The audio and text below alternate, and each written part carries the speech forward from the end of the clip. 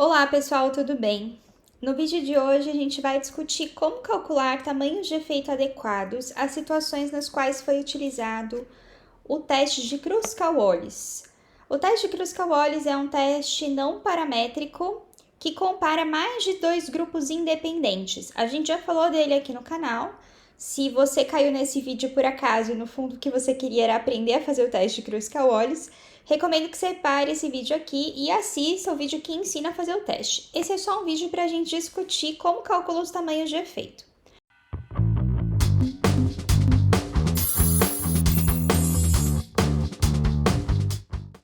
Aqui eu estou assumindo que você fez o teste de Kruskal-Wallis num software que não libera o tamanho de efeito, como é o caso do SPSS. E aí o que a gente vai fazer é realizar o teste lá no SPSS para extrair informações ali que a gente vai inserir nessa tabela de Excel para calcular os tamanhos de efeito, ok?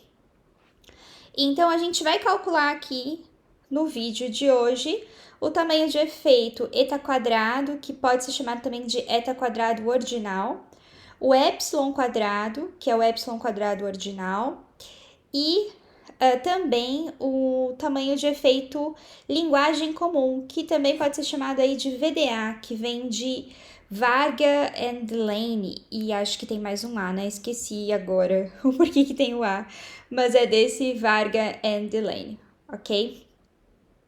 Então, para isso, a gente vai precisar preencher aqui esses espaços que estão em cinza, extraindo informações lá da saída do SPSS. Essa é uma tabela feita por mim, você pode ficar à vontade para usar, mas nunca retire os créditos, ok? Então, beleza, vamos para o SPSS. Bom, então aqui a gente tem um banco que talvez você já conheça, se você assistiu lá o vídeo de Kruskal-Wallis, que é um banco que tem as informações de pressão, batimentos cardíacos, triglicérides e glicemia de pessoas tratadas com placebo, com um antihipertensivo novo ou um antihipertensivo já padrão no mercado. Esse é um banco de dados fictício, ok? Então, o que a gente vai fazer aqui? A gente vai usar o teste de Kruskal-Wallis para comparar os batimentos cardíacos entre esses três grupos. Como a gente tem mais de dois grupos, não dá para usar um teste como o Menu-Whitney. A gente é obrigado a usar aí o teste Kruskal-Wallis para avaliar as diferenças entre esses três. E aí a gente vai extrair as informações aqui da saída para colocar ali no Excel e calcular o tamanho de efeito. Existe mais de uma forma de fazer o teste de Kruskal-Wallis aqui no SPSS. E com relação ao tamanho de efeito, tanto faz, você pode fazer por qualquer uma das formas, tá? Eu vou fazer aqui pela mais simples, no outro vídeo eu ensino as duas. Então, a gente vai vir aqui em analisar, testes não paramétricos, caixas de diálogo legadas e K amostras independentes. Aqui a gente vai dizer que a gente quer comparar o batimento cardíaco de acordo com os grupos, e aqui a gente precisa definir o intervalo desses grupos. Esses grupos aqui no banco, eles são codificados como 1, 2 e 3. Então, eu vou dizer que eu quero do 1 até o 3. Quero comparar todos eles. Você vai ver que, por padrão, vai estar selecionado aqui o teste de Kruskal-Wallis, que é exatamente o que a gente quer mesmo. Então, basta clicar aqui em OK e a gente vai olhar para a saída. Olhando aqui para a saída, a gente vai ter essa informação aqui do tamanho de cada grupo, um posto médio, e a gente vai ter o que a gente realmente precisa aqui embaixo, que é o valor de H de Kruskal-Wallis, que seria aí a nossa estatística do teste. Eu vou copiar essas duas tabelas aqui para a gente colar ali no Excel e ficar buscando informações nela, ok? Então, copiei aqui e a gente vai lá para o Excel. Aqui no Excel eu vou abrir uma nova planilha só para colar esses resultados aqui da tabela. Vou dar uma aproximada aqui para vocês enxergarem melhor. Então, eu vou ter aqui o valor de H de Kruskal-Wallis, o valor de P, a quantidade de grupos e o N, que é tudo que eu preciso para calcular os tamanhos de efeito. Então, vou copiar aqui o valor de H, já vou colar aqui, vou colar especial para não correr o risco de desformatar. E aqui, vou também colocar o N, que são 31 no total, então veja, esse N é o total de valores ali, né, de sujeitos na minha análise, né? E eu tenho que colocar também qual é a quantidade de grupos, no nosso caso são 3 grupos. Isso vai calcular tanto o eta quadrado ordinal quanto o epsilon quadrado ordinal, e a gente ainda tem aqui a interpretação desses tamanhos de efeito. O tamanho de efeito eta quadrado ordinal, ele acaba sendo classificado aí. Quando ele está abaixo de 0,01, ele é considerado irrisório. Entre 0,01 e 0,06, pequeno. Entre 0,06 e 0,14, médio. E acima de 0,14 ele já é grande. Por isso aqui a gente tem um tamanho de efeito grande. Para o epsilon, varia um pouquinho. E é difícil achar uma sugestão fixa na literatura. E aí eu estou me baseando aqui numa sugestão aqui do Mangiafico, não sei como é que fala esse nome direito. E ele mesmo fala que ele não quer que isso seja usado de forma taxatória, assim, né? De uma forma definitiva, é uma sugestão dele. Então tá aqui a referência, tá?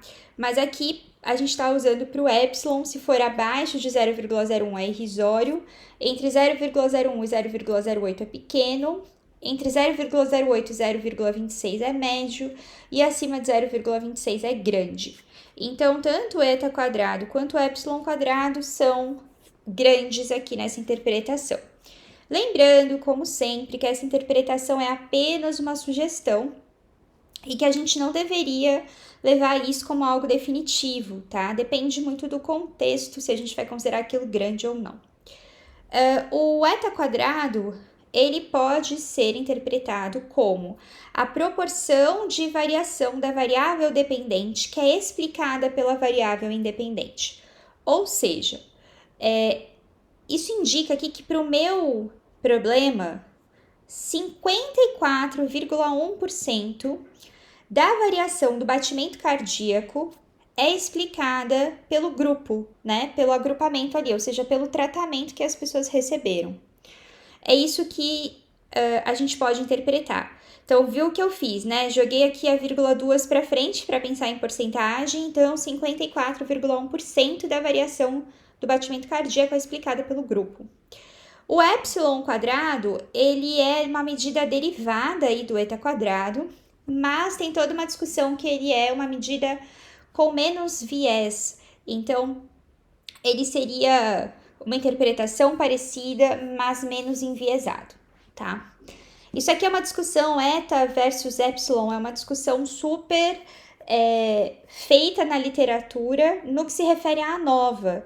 Mas aqui no Kruskal-Wallis dá pra gente pensar de um jeito meio parecido. Então, o epsilon é como se fosse uma medida com menos viés do que o eta, certo? Bom, então temos aqui as nossas interpretações e os nossos tamanhos de efeito. A fórmula usada para esse cálculo está aqui, então você consegue ver aqui a fórmula para o eta quadrado. Legal colocar que é o eta quadrado H, ou seja, é um eta quadrado calculado com base no H. E o epsilon quadrado também, que é chamado aí de epsilon quadrado ordinal, que para a gente entender que é diferente aí do epsilon quadrado da ANOVA, ok? Fora isso, eu também deixei aqui um espaço para você calcular o tamanho de efeito linguagem comum. Como assim? Para a gente conseguir calcular o tamanho de efeito linguagem comum, a gente vai ter que pensar nos grupos 2 a 2. Então, para isso, a gente vai ter que fazer o teste de Mann-Whitney com os grupos 2 a 2. É um pouquinho mais trabalhoso, claro, mas é legal porque a gente consegue avaliar ali essa diferença entre os grupos em termos de porcentagem, tá? Então, eu quero fazer com vocês. A gente vai voltar para o SPSS e a gente vai fazer um Mann-Whitney para a gente depois colocar os valores aqui, ok? E todas essas informações estão aqui, ó. Tô falando para o cálculo de efeito linguagem comum, inserir o U, que é a estatística teste do Mann-Whitney, ok? Então, tá tudo bem detalhadinho aí. Então, voltando aqui para o SPSS, a gente vai fazer o teste de Mann-Whitney. Vou vir aqui em analisar, testes não paramétricos, caixa de diálogo legadas e 2 amostras independentes. Então, agora eu vou comparar o batimento cardíaco, só que com os grupos de 2 a 2. Então, vou aqui primeiramente definir grupo 1 e grupo 2. Depois posso fazer para o grupo 1 comparado com o 3 e o 3 comparado com o 2, tá? Veja que por padrão já está selecionado aqui o Woodman Whitney. Ok. Então, a gente vai ficar aqui com algumas informações importantes. A gente tem aqui o tamanho de cada grupo, então aqui eu estou comparando placebo com antipertensivo novo. E a gente tem aqui a estatística U, que é uma estatística super importante aqui pra gente, certo? Outra coisa que é legal a gente ter em mente para conseguir interpretar isso de forma correta é avaliar aqui o posto médio. Tá vendo que o posto médio do grupo placebo é maior que o posto médio do grupo antipertensivo novo? Isso indica pra gente que ali, em termos de ranking, que é o que o Mano Whitney trabalha, o batimento cardíaco está mais alto no grupo placebo do que no grupo antipertensivo novo. Então, a gente vai ter isso em mente na hora de interpretar o resultado. Vou copiar essas informações. Nem preciso copiar, né? É 6 o valor de U, 12 o tamanho do grupo placebo e 9 o tamanho do grupo antipertensivo novo. Então, eu vou voltar para o Excel para inserir essas informações. Aqui no Excel, então, vou colocar valor de U, que é 6. Um dos grupos tinha tamanho 12 e o outro grupo tinha tamanho 9. Isso vai calcular pra gente aqui um tamanho de efeito linguagem comum, ok? Que eu até chamei aqui a atenção, ó, para os grupos 2 a 2. O que esse valor aqui significa? Esse valor significa a probabilidade de uma pessoa retirada ao acaso de um grupo apresentar um valor superior ao de uma pessoa retirada ao acaso de outro grupo. Tô falando aqui pessoa, gente, mas é claro, você pode estar trabalhando com rato, você pode estar trabalhando com célula, você pode estar trabalhando com cidade. Não importa muito qual é o seu elemento ali, né? Mas aqui no caso eram pessoas. Então isso significa que se eu retirar uma pessoa ao acaso do grupo placebo, a probabilidade dela ter um valor de batimento cardíaco mais alto que uma pessoa retirada ao acaso do grupo antipertensivo novo é 94,4%. Bastante, certo? Então, esse tamanho de efeito aí, ele, se for 50%, quer dizer que não tem diferença entre esses grupos. E quanto mais próximo de 100%, maior essa diferença entre os grupos, ok? Eu gosto bastante desse tipo de efeito linguagem comum, exatamente porque é algo que faz sentido interpretar, né? Faz sentido, a gente consegue pensar facilmente se é muito ou se é pouco, porque está em termos de porcentagem. Eu vou voltar lá e vou comparar agora os grupos 2 e 3, só para a gente fazer mais uma vez e a gente olhar aí uma diferença que provavelmente vai ser menor. Então vamos lá, vamos voltar para o SPSS. De volta aqui ao SPSS, a gente vai fazer agora mesma coisa, ó, duas amostras independentes, só que agora eu vou trocar. Aqui eu vou comparar o grupo 2 com o grupo 3, ok? E dar aqui um ok. Bom, isso gera outros valores. Agora eu tenho os grupos de tamanho 9 e 10 e eu tenho um valor de U de 28. Então, vamos decorar, 28, 9, 10. Vamos lá para o Excel. Então, aqui no Excel, vou agora trocar o valor de U para 28. Um dos grupos tem tamanho 9, outro tamanho 10. E aí, veja que agora eu fiquei com um tamanho de efeito de 98,9%. Então, a probabilidade de selecionando ali uma pessoa ao acaso de um dos grupos, essa pessoa apresentar um batimento cardíaco mais alto que uma pessoa tirada ao acaso do outro grupo é de 68,9%, tá? Para saber qual grupo, tenho que olhar uma coisa que eu não olhei, vou voltar lá no SPSS. Porque eu preciso olhar qual grupo tem um posto médio maior, então vamos lá voltar. Bom, veja aqui que o grupo antipertensivo novo tem um posto médio de 11,89 e o padrão um posto médio de 8,3. Então, isso indica pra gente que o antipertensivo novo tem ali rankings maiores do que o antipertensivo padrão. Então, quando a gente interpreta ali aquela porcentagem, a gente está vendo a probabilidade de uma pessoa retirada ao acaso do grupo antipertensivo novo apresentar um valor de batimento cardíaco mais alto que uma pessoa retirada ao acaso do grupo antipertensivo padrão, ok? Bom, então é isso. Outra dica que eu tenho para você, né? Então, eu sei que é muito mais usado o tamanho de efeito eta quadrado. Acho super recomendável também usar o epsilon quadrado ordinal. Mas eu acho que eles são mais dificilmente interpretados do que o linguagem comum. Então, se você tiver essa possibilidade, inclua as duas coisas. Inclua o eta quadrado ou epsilon quadrado e inclua também o linguagem comum, porque ele é mais fácil da gente interpretar e pensar realmente em magnitude do efeito. Outra coisa que eu acho importante dizer é que Linguagem comum não é algo que as pessoas estão muito habituadas a interpretar, então eu recomendo que você explique no seu trabalho como é a interpretação. A referência para essa interpretação do linguagem comum pode ser essa aqui do Varga, tá? Que é uma discussão exatamente sobre isso.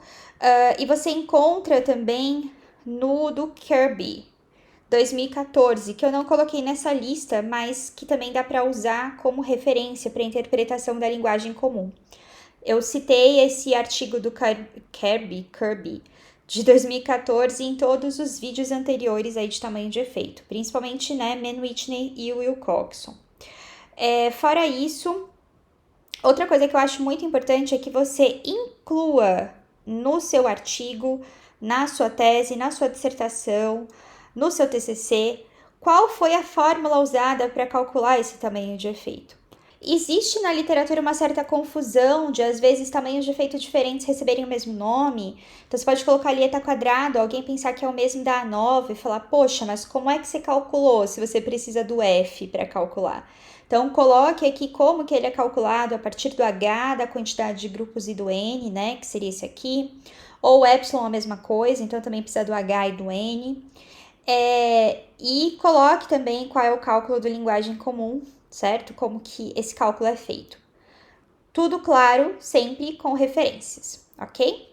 Então é isso. Eu espero realmente que esse vídeo tenha te ajudado e que você agora consiga publicar testes não paramétricos como Kruskal-Wallis, incluindo também aí um tamanho de efeito. Se esse tipo de vídeo te ajuda, por favor, curta o vídeo, se inscreva no canal, comente, ative notificações, sugira para um amigo que pode gostar desse conteúdo. Tudo isso é importante para o canal continuar a crescer. Além disso, lembrando, eu também produzo conteúdo de estatística lá no Instagram, no @estatísticaaplicada. Até a próxima!